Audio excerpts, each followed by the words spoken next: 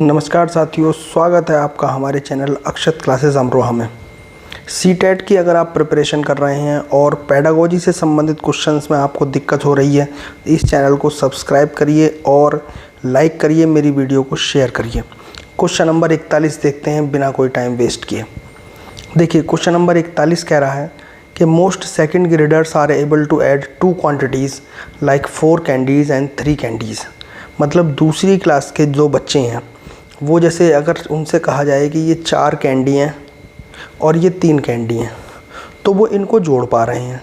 लेकिन जब वर्कशीट पर उनसे 4 + 5 करने के लिए कहा गया तो अधिकांश विद्यार्थी ऐसा करने में असमर्थ हैं।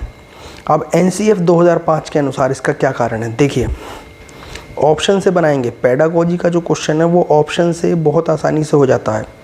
पहला ऑप्शन देखिए, शिक्षार्थी वास्तविक गणित सीखने में रुचि नहीं रखते हैं। ऐसा गलत है। जब वो जोड़ पा रहा है कैंडीज़ को, तो ये कहना कि वो गणित सीखने में रुचि नहीं रख रहा है, ये गलत है। ऑप्शन नंबर 2 को रोक दीजिए। शिक्षार्थियों को योग ठीक से नहीं सिखाया गया है, ये गलत है बिल्कुल। जब वो जोड़ पा रहा है कैंडीज़ को, तो ये कैसे कह सकते हैं कि योग ठीक से नहीं सिखाया गया। चौथा, कुछ शिक्षार्थी गणितीय कौशल में कमज़ोर होते हैं, बिल्कुल गलत। NCF की अप्रोच ये कहती है कि हर स्टूडेंट को उसके यूनिक जो उसकी क्वालिटी है उसके अनुसार उसे सिखाना चाहिए। अब ऑप्शन नंबर 2 पढ़ते हैं। शिक्षार्थी अमूर्त गणित प्रतीकों के उपयोग के लिए तैयार नहीं होते हैं। देखिए, आप समझिए मेरी बात, इसका सही उत्तर ऑप्शन नंबर 2 ही होगा। क्यों होगा, मैं समझा रहा हूँ। देखिए, एक होता है मूर्त प्रतीक और एक होता है अमूर्त प्रतीक। मूर्त प्रतीक माने कॉन्क्रीट और अमूर्त का मतलब है एब्स्ट्रैक्ट। जब वो बच्चा कैंडीज़ को जोड़ पा रहा है, इसका मतलब 1 2 3 4 कैंडीज़ और 3 कैंडीज़ को जोड़ पा रहा है, मतलब वो वास्तविक जो कॉन्क्रीट वस्तुएं हैं उनको जोड़ पा रहा है। लेकिन जब चिन्हों के माध्यम से हम उसको जोड़ने के लिए कह रहे हैं, तो वो उस चीज़ को एब्स्ट्रैक्ट रूप में नहीं जोड़ पा रहा, यानी कि वो गणितीय प्रतीकों के उपयोग के लिए तैयार नहीं है। तो इस क्वेश्चन का ऑप्शन नंबर 2 सही उत्तर होगा। अब साथियों, अगला क्वेश्चन देखते हैं 42। ये भी पेडागोजी से संबंधित क्वेश्चन है, बहुत ही प्यारा क्वेश्चन है। एक 3rd क्लास का स्टूडेंट है जिसको कहा जाता है कि 105 को लिखें, और 105 को इस तरह से लिखता है। ये क्वेश्चन इस टाइप का हर सीटेट के पेपर में पूछा जा रहा है। इसको आप समझ लीजिए, स्थानीय मान की अवधारणा का सवाल है। दिस इंडिकेट, ऑप्शन पढ़ लीजिए, वह स्थानीय मान की धारणा को समझने में सहायता की आवश्यकता है, ये इसका सही उत्तर है। वह गणित सीखने में अयोग्य है, ये बिल्कुल गलत है। विद्यार्थी सीखने में कमज़ोर है, ये गलत है। वह शरारती है, ये गलत है। यानी कि यदि इस क्वेश्चन का आपको सही उत्तर नहीं भी पता है, तब भी आप ऑप्शन के माध्यम से इसका सही उत्तर बता सकते हैं। तो पेडागोजी में ऑप्शन से हमें क्वेश्चन को सॉल्व करना होता है। अभी देखिए, इसका हम कंसेप्ट भी समझ लेते हैं। अगर वो 105 को ये लिख रहा है 1005, इसका मतलब उसको स्थानीय मान प्लेस वैल्यू नहीं पता है। 105 का मतलब ये है कि 100 1 × 100, 0 × 10 और 5 × 1। तो ये हो जाएगा 100, ये हो जाएगा 0 और ये हो जाएगा 5। देन ये बनेगा 105। तो ये सही अप्रोच है। प्लेस वैल्यू का कंसेप्ट उस बच्चे को और हमें सिखाने की आवश्यकता है। इस क्वेश्चन का ऑप्शन नंबर 1 सही आंसर होगा। एक एक ऑप्शन को हम इसके पढ़ेंगे और हम सही उत्तर खोजेंगे। यह एक समान वस्तुओं वाले समूह के भाग को निरूपित करता है। अगर x बटा y है, अगर x बटा y है, तो इसको हम समान वस्तुओं वाले समूह के भाग को निरूपित करता है, यानी पूरा जो होल है उसका एक भाग को ये निरूपित करता है। यह भिन्न का गणितीय नोटेशन एक अनुपात के रूप में, यानी कि इसको हम x/y भी लिख सकते हैं। ऑप्शन नंबर 4 है, भिन्न का गणितीय चिन्ह एक विभाजन समस्या को निरूपित करता है। बिल्कुल, x बटा y का मतलब है कि x को आप डिवाइड कर रहे हैं किससे? y से। ऑप्शन नंबर 3 देखिए, ऑप्शन नंबर 3 ये देखिए, पहला सही है, तीसरा सही, दूसरा सही है, चौथा सही है। ऑप्शन नंबर 3 इसका सही उत्तर होगा, जो कि गलत कथन है। ऑप्शन नंबर 3 कह रहा है यह एक पूर्ण का वह भाग है जो 1 से बड़ा है। देखिए मेरी बात समझिए, जो फ्रैक्शन होती है वो 1 से छोटी होती है।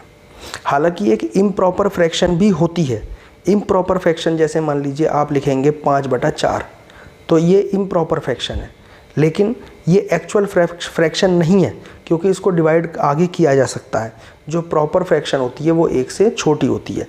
तो जो सही आंसर होगा इस क्वेश्चन का वो ऑप्शन नंबर 3 होगा, जो कि गलत है। ये पूर्ण का वह भाग निरूपित करता है जो 1 से बड़ा है। अब अगला क्वेश्चन देखिए साथियों, अगला क्वेश्चन है क्वेश्चन नंबर 44। क्वेश्चन नंबर 44 बहुत ही इजी क्वेश्चन है। ये कह रहा है राधा वॉक्स 3 kilometre 725 per day Monday, Wednesday और ट्यूसडे को इतना चलती है। मंगल और बृहस्पतिवार को वो इतना चलती है। कुल दूरी बतानी है। देखिए 3 किलोमीटर और 725 मीटर को हम लिखेंगे 3.725। इस तरह का क्वेश्चन पहले भी पूछा गया है। आपको ये ध्यान रखना है कि जैसे 1 किलोमीटर में 1000 मीटर होते हैं, तो जो मीटर को रिप्रेजेंट करेंगे आप 3 अंकों से करेंगे। तो 3 किलोमीटर 725 मीटर को लिख देंगे हम 3.725। अब 3 दिन ये चलता है तो इनको गुणा कर देंगे। जब इनको आप गुणा करेंगे तो साथियों ये आएगा 3 × 5 = 15 और ये हो जाएगा 19.175।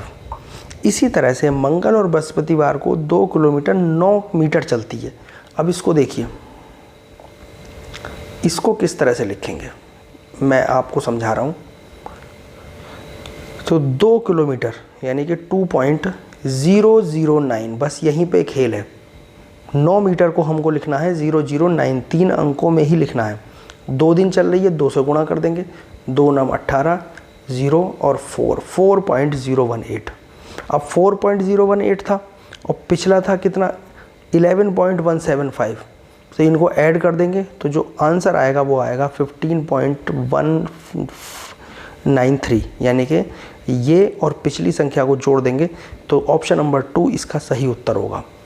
सिंपल गुणा भाग है, बस आपको ध्यान रखना है कि 3 अंकों में डेसिमल के बाद आपको लिखना है, क्योंकि 1 किलोमीटर में होते हैं 1000 मीटर। अब हम अगले क्वेश्चन पर मूव करते हैं। अगर हमारी वीडियो पसंद आ रही है तो इस चैनल को शेयर करिए और सब्सक्राइब करिए। हम देखते हैं साथियों क्वेश्चन नंबर 45, जो कि वैन हिले से संबंधित है। वैन हिले के कंसेप्ट पर हर बार सीटेट में क्वेश्चन पूछा जाता है। बहुत ही इंपॉर्टेंट कंसेप्ट है और बहुत ही आसान है। वैन हिले पे मैंने एक कंप्लीट वीडियो बनाई है, जिसको मैं यहाँ ऊपर आई बटन में डाल रहा हूँ, आप उसको देख सकते हैं और शेयर कर सकते हैं।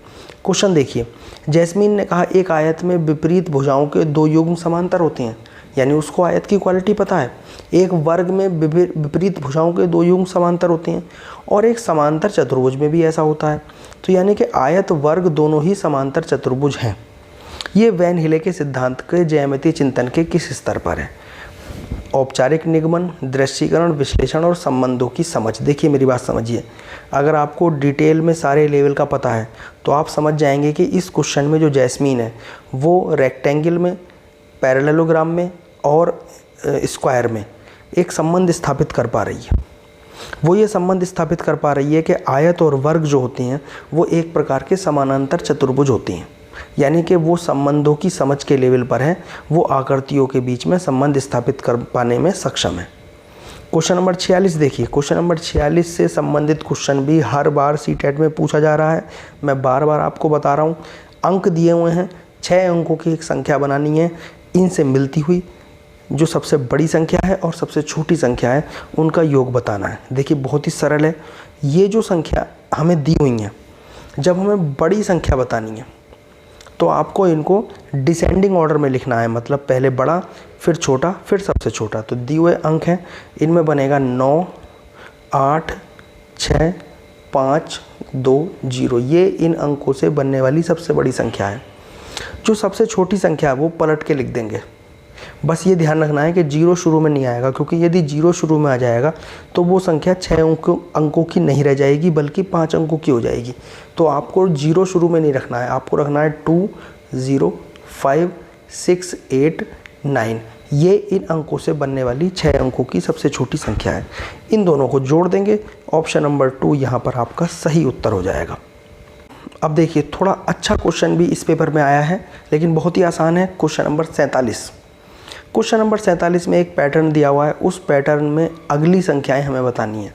देखिए पैटर्न दिया हुआ है 12, 14, 17, उसके बाद 13, 8, 14 और 21।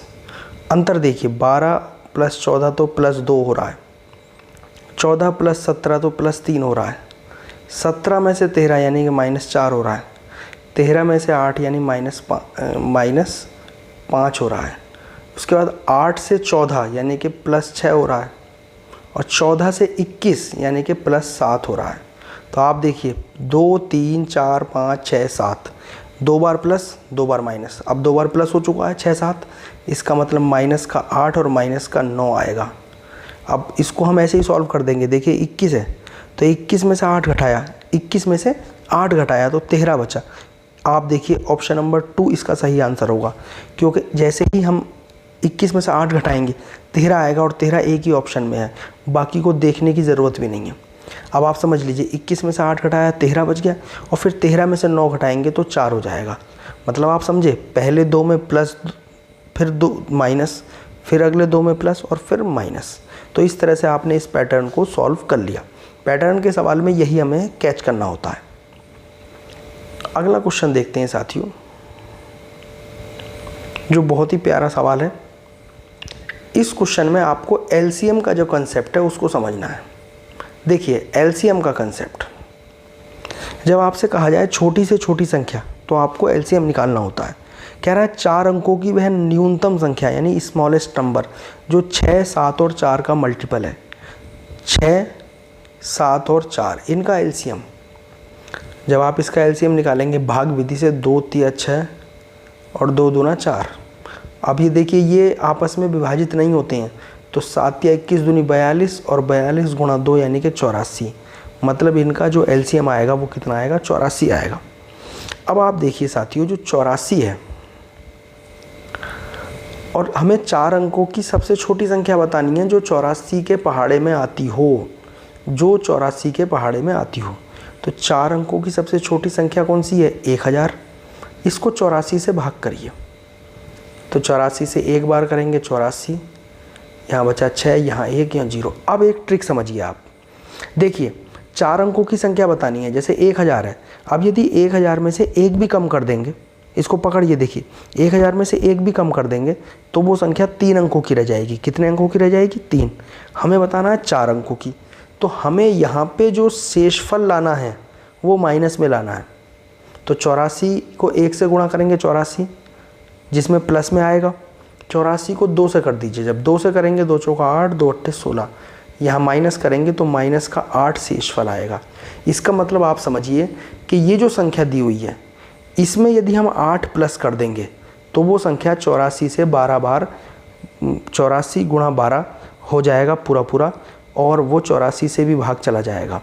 तो 1000 संख्या 4 अंकों की सबसे छोटी संख्या है, इसमें +8 कर दीजिए यानी 1008।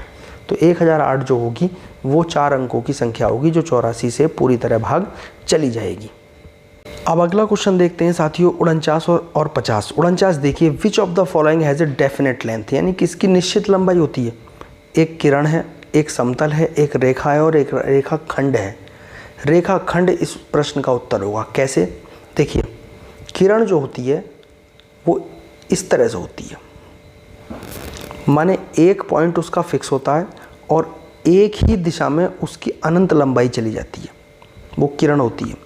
समतल जो होता है वो दोनों दिशाओं में अनंत लंबाई वाला होता है। रेखा जो होती है वो दोनों दिशाओं में अनंत लंबाई वाली होती है। रेखाखंड का मतलब है उसके दोनों हिस्से जो है फिक्स होते हैं और उनकी लंबाई निश्चित होती है। जैसे एक रेखाखंड है 7 सेंटीमीटर का है तो उसके दोनों सिरे फिक्स हैं और उसकी लंबाई निश्चित है, तो रेखाखंड की लंबाई निश्चित होती है। इसके अलावा अगला क्वेश्चन है पेडागोजी का क्वेश्चन है और बहुत ही प्यारा क्वेश्चन है। देखिए, which of the following is most appropriate, मतलब सही कथन बताना है ओपन एंडेड क्वेश्चंस के बारे में। ओपन एंडेड क्वेश्चन मतलब मुक्त सिरे वाले। देखिए ओपन एंडेड क्वेश्चन क्या होते हैं, ओपन एंडेड क्वेश्चन वो होते हैं जिनके उत्तर को प्राप्त करने के लिए बच्चे को अपने दिमागी क्षमता का उपयोग करना होता है। मतलब ओपन एंडेड क्वेश्चन जो होगा उसका उत्तर पाने के लिए आपको खुद से कुछ करके सोचना समझना होगा, वो फॉर्मूला बेस्ड नहीं होता है। तो ये पहला ऑप्शन देखिए, ये प्रश्न विद्यार्थियों में आलोचनात्मक चिंतन का विकास करते हैं, ये सही हो सकता है। इन प्रश्नों के उत्तर पुस्तक में नहीं दिए होते, ये गलत है, ऐसा नहीं है। इन प्रश्नों को हल करने में समय लगता है, हाँ ऐसा हो सकता है, मगर मोस्ट अप्रोप्रिएट ये नहीं है। और इन प्रश्नों की एक दूसरे से नकल करना आसान नहीं है, ये भी सही हो सकता है। मगर जो मोस्ट अप्रोप्रिएट कथन है कि इस तरह के क्वेश्चन जो ओपन एंडेड क्वेश्चन है, जो मुक्त सिरे वाले क्वेश्चन है, वो बच्चों की क्रिटिकल थिंकिंग को, सोचने समझने की शक्ति को विकसित करते हैं। तो इसी तरह के क्वेश्चंस का सॉल्यूशन पाने के लिए हमारे चैनल को सब्सक्राइब करिए, कमेंट करके बताइए कि आपको ये सीरीज़ कैसी लग रही है और अगली वीडियो आपको किस टॉपिक पर चाहिए।